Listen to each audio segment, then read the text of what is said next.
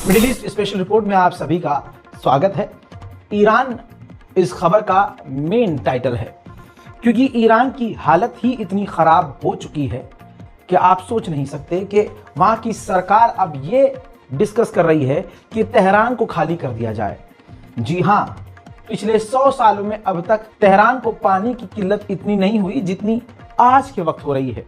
हालात इतने बिगड़ चुके हैं कि अब ईरानियन गवर्नमेंट ये ऐलान करने वाली है कि तेहरान को खाली किया जाए।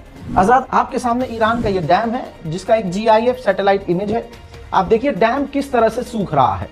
रिपोर्ट की अगर बात करें तो ये डैम लगभग इतना सूख चुका है कि सिर्फ 5% ये पानी अब दे सकता है, जो कि सिर्फ 2 हफ्ते में खत्म हो जाएगा। यानी तेहरान में एक एक बूंद पानी अब अगले 2 हफ्ते में खत्म होने वाला है। बात यह हो रही है कि अगर तेहरान में अगर अगले हफ्ते बारिश नहीं होती है या 2 हफ्तों तक बारिश नहीं होती है तो ईरानियन गवर्नमेंट इस फैसले पर आएगी कि तेहरान को पूरी तरह से खाली कर दिया जाए। अक्सर ईरान जो कहता है दुनिया माने न माने, कुछ समय बाद दुनिया मानती है, क्योंकि सच सामने खुद आता है। ईरान ने हमेशा कहा है, और आपको 12 डेज वॉर के दौरान आपको याद होगा, ईरान ने पहले ही हमले के बाद कह दिया था कि इजराइल ने जो हमला किया है इसका इंचार्ज, इसका मास्टरमाइंड डोनाल्ड ट्रंप है। उस दौरान डोनाल्ड ट्रंप दूसरी बात कह रहे थे कि नहीं भैया, इसमें हमारा कोई रोल नहीं है। लेकिन आज डोनाल्ड ट्रंप का एक ताजा बयान आया है जो उसने व्हाइट हाउस में बैठकर दिया है। उसने साफ कहा है कि इजराइल ने जो हमला ईरान पर किया वो काफी पावरफुल था, खतरनाक था, और जो कुछ भी ईरान के ऊपर हमले किए गए उसका इंचार्ज मैं खुद था। बताइए ईरान कितना सही था। ईरान के राष्ट्रपति पेजेश्कियान ने जो हिम्मत और जो करेज दिखाया है वो कोई और नहीं दिखा सकता। जिस दौरान और जिस दौर में नेता, राजनेता, प्रधानमंत्री, राष्ट्रपति अपनी खामियों को दूसरों पर डालते हैं, नेहरू पर डालते हैं।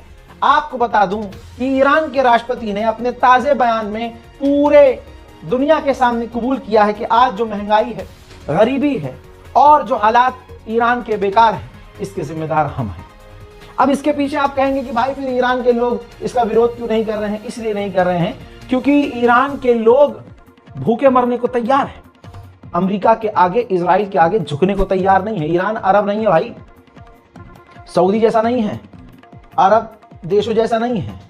जितने कट्टर ईरान के लोग हैं अपने मुल्क के लिए, उतना कोई नहीं है। दोस्तों बता दूं, जनता इसलिए खिलाफ नहीं है क्योंकि उन्हें पता है कि अगर ईरान की सरकार चाहे तो 5 दिन के अंदर सब कुछ ठीक कर लेगी। बस करना ये होगा कि इजराइल के आगे झुकना होगा, इजराइल को मान्यता देनी होगी और अमेरिका के साथ ट्रेड करना होगा, हाथ मिलाना होगा, फिर सब कुछ वैसे ही हो जाएगा। बल्कि उस इलाके में सऊदी अरब की टक्कर पर ईरान आ जाएगा। लेकिन ईरान ऐसा कर नहीं रहा तो खामियाजा उसे भुगतना पड़ रहा है। दूसरी तरफ ईरान के विदेश मंत्री ने कहा है जंग को रोकने का सबसे बेहतरीन तरीका यह है कि हम खुद जंग के लिए तैयार रहें।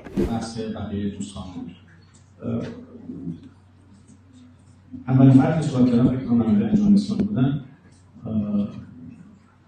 به حالت درست بفهمید که مذاکره هم از ابزارهای اساسی برای رسیدن به منافع ملی، امنیت ملی و کلا خواسته های کشور است. ببینید برای رسیدن به خواسته ها و مطالباتی که ما از دیگران داریم همیشه 2 راه هست، یا جنگ یا مذاکره.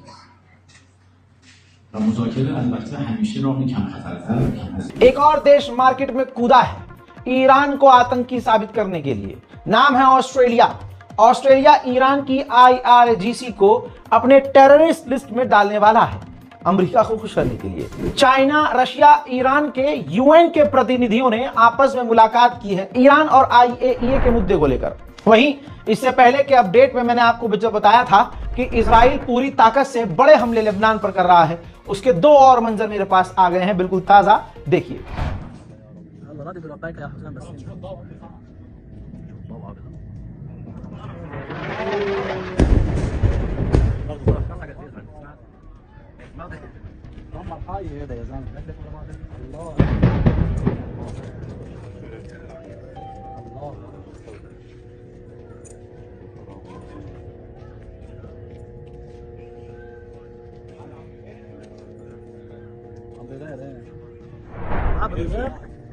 UN की फौज इसी लेबनान में मौजूद है। सीज फायर पर नजर रखने के लिए, और हजारों मर्तबा सीज फायर इजराइल तोड़ चुका है। हद यह है कि अब यूएन की अंतरराष्ट्रीय फौज वहां तैनात है, इसके बावजूद इजराइल जिस तरह के अब ये हमले कर रहा है, इससे अब यूएन की फौज भी परेशान हो गई है। यूएन की मिलिट्री ने यूएन से मांग की है कि आप इजराइल को हमला करने से रोकें। सीरिया का पहला इतिहास का राष्ट्रपति है, ये रही वीडियो, जोलानी, जो सीरिया का पहला राष्ट्रपति साबित हो गया है जिसने यूएन की क्लाइमेट चेंज की मीटिंग को ऑफिशियली ज्वाइन किया है। अमेरिका की दोस्ती बकौल ईरान, अमेरिका की दोस्ती नुकसानदायक है और दुश्मनी भी। तो दोस्तों, दोस्ती क्यों करनी भाई जब नुकसान हो ही रहा है। हमने देखा जैसे सीरिया ने, जोलानी ने पूरे घुटने टेके, बल्कि जोलानी तो अमेरिका का ही एक पैतरा था। अब हुआ क्या, सब मुसलमानों ने सोचा कि यार अब तो जोलानी आ गया, सब कुछ सही हो जाएगा। नहीं, बल्कि रिपोर्ट यह है कि अब सीरिया की राजधानी दमिश्क के अंदर अमेरिका अपना एक मिलिट्री बेस बनाने की तैयारी में है और जोलानी अमेरिका के आगे बोल सकता है क्या। इधर इजराइल के सैनिकों पर, इजराइल पर अल्लाह का गैबी अजाब आ रहा है, मानो या मत मानो। अभी 3 दिन पहले ऐसी खबर मैंने आपको बताई थी। अब इस इजरायली फौजी को देख लीजिए, 2 दिन पहले ये गाजा से लौटा है नरसंहार करके, और इसने अपने आप को खत्म कर दिया है। सन 1900, एक और गद्दार को सुन लीजिए, कजाकिस्तान, थोड़ा हमारे करीब पड़ता है ना दोस्तों। कजाकिस्तान ने 1991 से ही इजराइल को मान्यता दे रखी है, और आज की तारीख में जब आप सो रहे हैं, जो रात गुजरी है, उस दौरान कजाकिस्तान और अमेरिका और इजराइल के बीच कुछ बातें शोर से हो रही थी।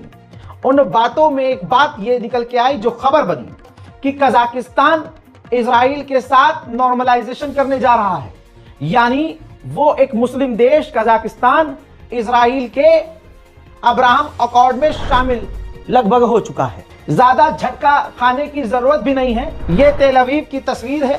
तेल अवीव में ऑलरेडी कजाकिस्तान की एम्बेसी मौजूद है। ट्रंप की सरकार दबाव बनवा रही है हमास पे भी और इजराइल पर भी। क्या दबाव है कि पीसफुल और शांति तरीके से, प्यार मोहब्बत से हथियार हमास से डलवा लिए जाएं, ताकि इजराइल अब जंग को आगे ना बढ़ाए। लेकिन इजराइल को आदत नरसंहार करने की है, हमला करने की है।